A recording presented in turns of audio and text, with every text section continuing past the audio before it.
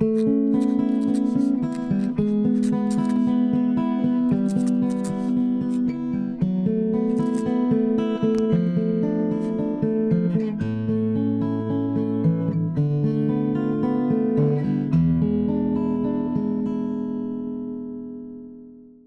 there, welcome to Inquiring Minds. My name is Doug and I'm back with today's fountain pen review, this Gravitas Titanium Quark Up pocket pen. And no, the Gravitas Quark Up does not look like this out of the box. Because it's made of titanium, I couldn't resist coloring it up by anodizing it with some 9-volt batteries and a little baking soda in water. Join me as we take a look at this amazing little pen and how I jazzed it up right now.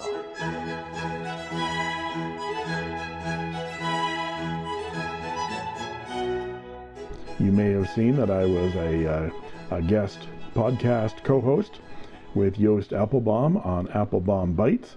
And during the first, or just before the first broadcast that I did, it was just after the Dutch Pen Show, and a couple of people poked their heads into the camera behind Joost to say hi.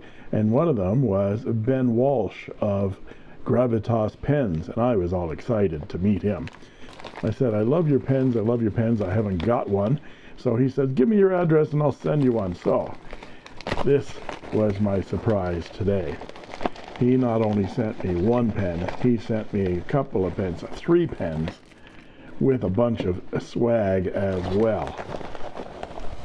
Get everything out of the bag. He sent this. And I thought, well, what's this? It's a lanyard, a keychain, and it's got to be accessories or something. Maybe there's something silly inside here. And so I opened that up, and out slides something else that's stainless steel. And I thought, what does that hold, nibs? Well, it does hold a nib. Look at this. It is a fountain pen that screws to post, has a number 6 size steel nib. Again, that section has these ribbed lines on it, lots of grip, and it's very, very light. This is a travel pen. And I assumed it takes cartridges. And so I thought, well, what's this other thing on the lanyard? Well, of course, it's cartridges.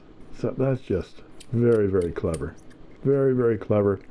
I think maybe he liked the idea of walking around a pen show with a pen at the ready. And so he designed himself this little carry tube and this little lanyard with the ink cartridges. You put that around your wrist and you're off getting more pens at the pen show. Thank you very much, Ben. Look forward to the reviews on all of this stuff from Gravitas Pens. Before I go over the parts and features of this pen, I'll show you the video I shot of anodizing the titanium on this pen into these wonderful colors. It's a very simple technique that you can try at home. You just need 1, a plastic tub, like a Ziploc sandwich container, 2, distilled water, 3, baking soda, 4, 1 to 12 9-volt batteries, and 5, titanium wire. And of course, a titanium pen. I've now done several of these. Here's a Moonman RS1 that I anodized. That came out very, very nicely. And I tried to match the look of this one on the Quark. Others I gave to my children. And here's how I did it. And here is the Gravitas Quark, titanium. And I'm going to anodize it to get some color out of it. Wanted to take a look at the pen before I colorize it. And I'm not going to colorize the section. So I'm going to take that section and nib right off of there. And we'll leave that the way it is. And we're going to anodize color the barrel and the cap. I'm going to try to do it separately, because if I have it closed like this, there'll end up being a silver line under there. So I'm going to try to do it separately. And here's what I'm going for. This is a Moonman or Majon RS1, and it is titanium. And you can see the kind of color variation I'm getting. With the voltage and color chart, I can see what range of colors I can get. And this gold color is at the lowest voltage, so we start with that and then we move up to the pink and the blue and then the green at the very, very end. And I think that's very, very attractive. So I think I'm going to try to get the same kind of an effect on the Gravitas Quark. So in order to do that, I need a few things. I have a Tupperware tub full of distilled water and a tablespoon of baking soda. I took an old fork and attached an electrode to it with gaffer's tape, and at the other end there's an alligator clip. Then I have another alligator clip for the positive side and some braided titanium wire attached to that. That I'll attach to the cork, and when I dip it in the water and attach the two ends of the electrodes to various amounts of 9-volt batteries, and I've got 16 9-volt batteries here. That'll get me 150 volts, which is way more than I need. I'm going to start with a couple of batteries and get that gold tone first. So I've got 2 batteries attached to the terminals, and I put a little loop in the titanium wire because I couldn't find a way to wrap it around. So I've made this little loop that holds on in the inside, and we'll do the barrel and the cap separately. Now this should be a slightly light gold color.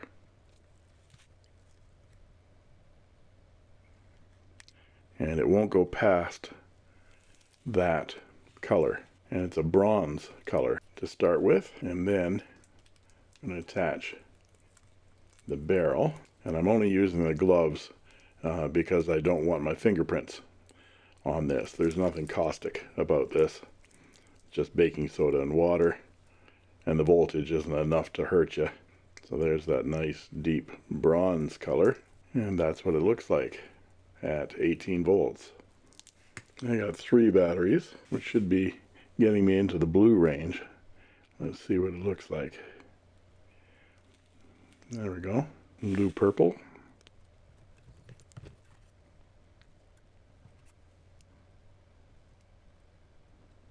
Interesting combination of colors you get. Now we're up to 4 batteries. And it's going distinctly blue. Okay, I've stepped it up to 6 batteries, which is 54 volts, because I want to get some of that gold color that's on the chart, and we'll see what happens with the cap in that situation. It's going light blue, so I must have some voltage loss, because that's supposed to be into the gold range, and this looks more like it's 40 volts. So I'm going to add 1 more battery, and we'll see if we get into the gold range here at all. It's actually going back to almost silver. Very interesting. More juice. We're up to 8 batteries now.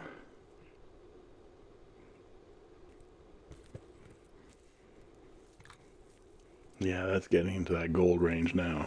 I'm going to add another battery. We're up to 9, which gets us into the 80 volt range. Nothing happens because I didn't connect the terminal. Yeah, so that's getting into that gold range right there. I'll give it a quick dunk like that to blend it a little bit. This one's quite purple at this end where it hasn't had so much voltage. So I'm going to dunk this quickly.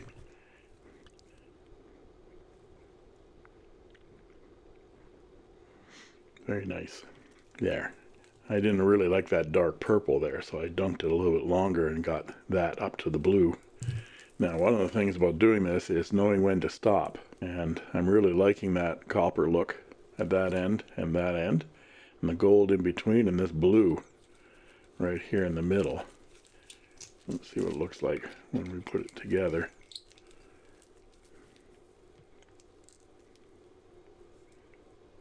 I'm going to add a 10th battery here, and it's 90 volts, and I'm thinking I'm going to leave that, and we'll see what the section does if I get it into 90 volts. Let's see what happens here. I did it just on the threads to see what would happen, and you can see how it turns that copper color first, Well, what the hell? Let's give it a try.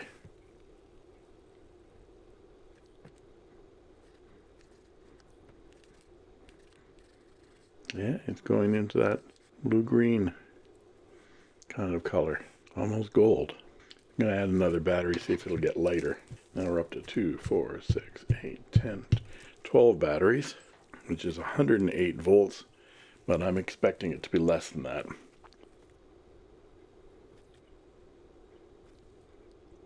Wow, very interesting color.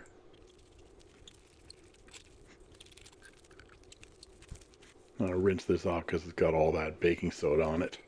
I will show the parts and features of this pen, some size comparisons and measurements, and then provide a writing sample. And then I'll talk about what I like and what I don't like so much about this fountain pen.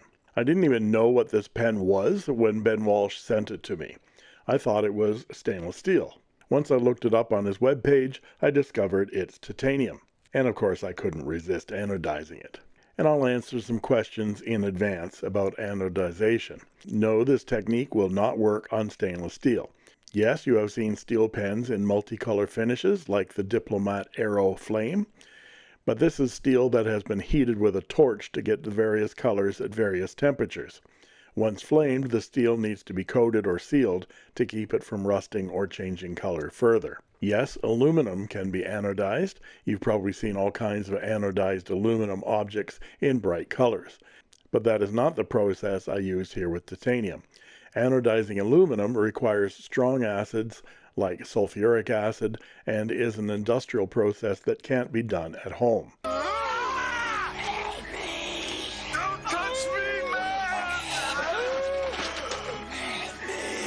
But let's look at this wonderful little pen. As I showed in the unboxing, it comes with a plastic tube case on a lanyard that says Gravitas pens on it, and with an aluminum carrier for your extra cartridges. The pen is very short, capped at roughly 3.5 inches long.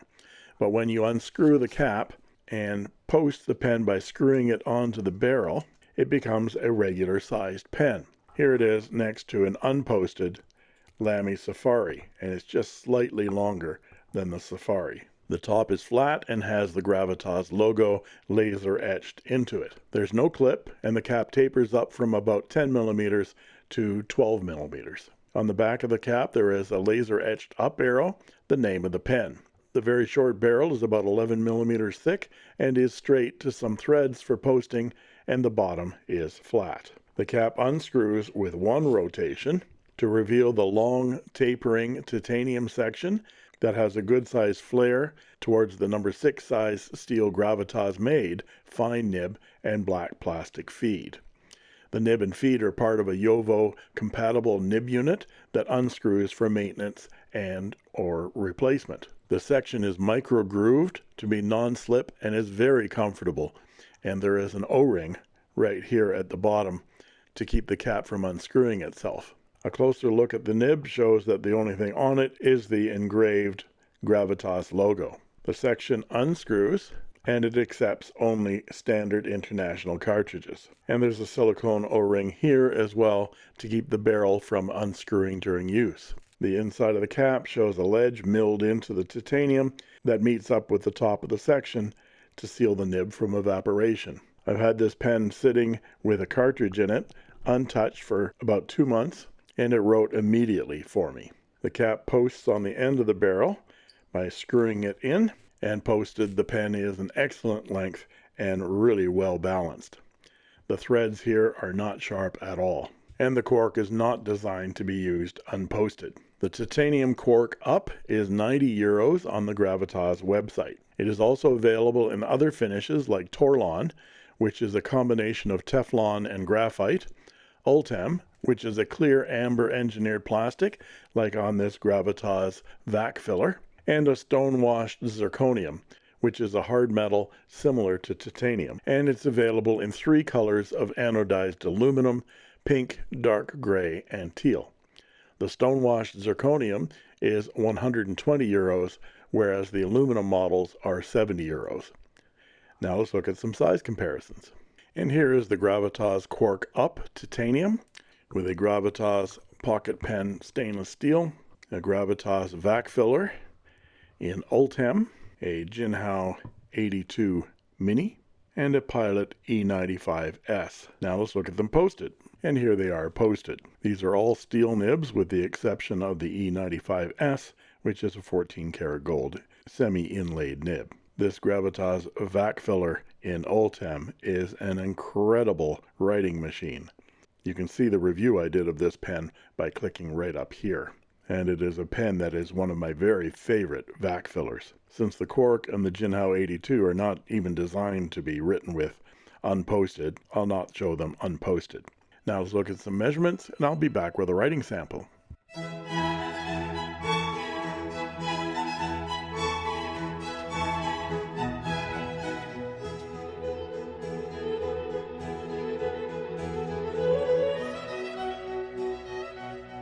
And we're back with the writing portion of the review.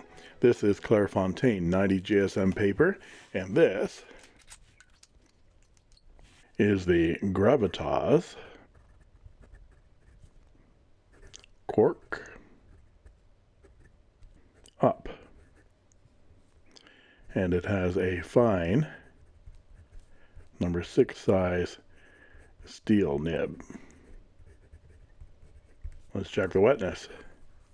It's decently wet for a fine nib, and the nib is smooth with a good amount of feedback.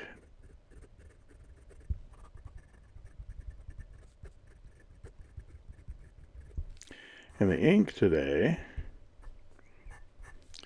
is Iroshizuku Konpeki. And that's because I syringe filled the standard international cartridge with Konpeki. I emptied the crappy standard blue out of a few cartridges and syringe filled them with Konpeki because I can't bear to write with standard blue. It's okay if it's Waterman's Serenity Blue in a vintage pen, but if I have an option, I'll go with a more interesting blue. To carry the Konpeki cartridges in my little ink carrier that came with the Quark, I filled the cartridge with Konpeki and a syringe, and then put a bead of hot glue on the top opening there and let it dry. Then when I need to use the ink, I just pop that little bit of hot glue off and insert it into the pen. Works like a charm.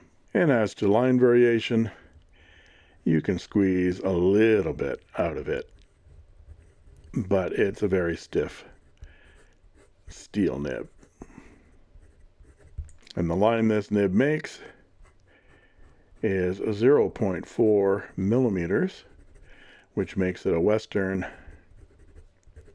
extra fine or a Japanese fine on my Richard Binder line width chart, which you can find linked in the description below. And for our quote.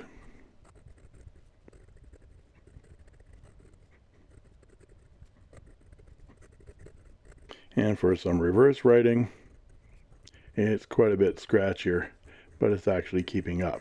Very, very fine. And some quick writing.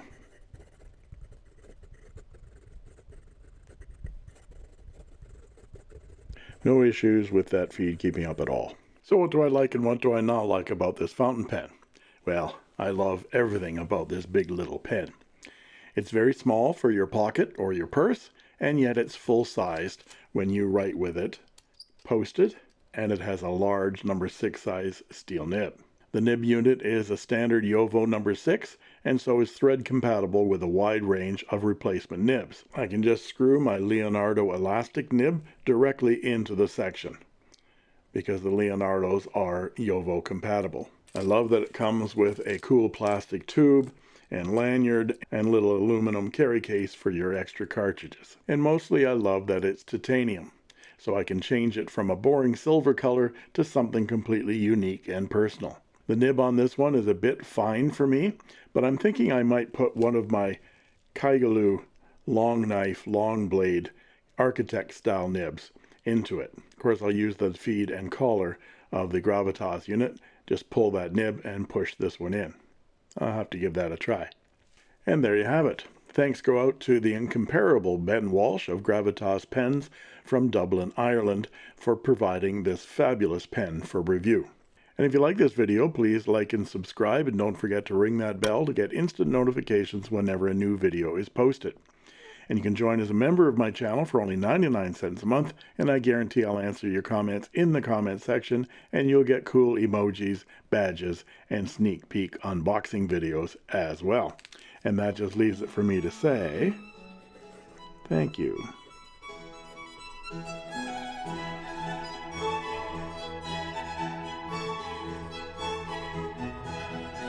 For watching, and that's all she wrote. I made this.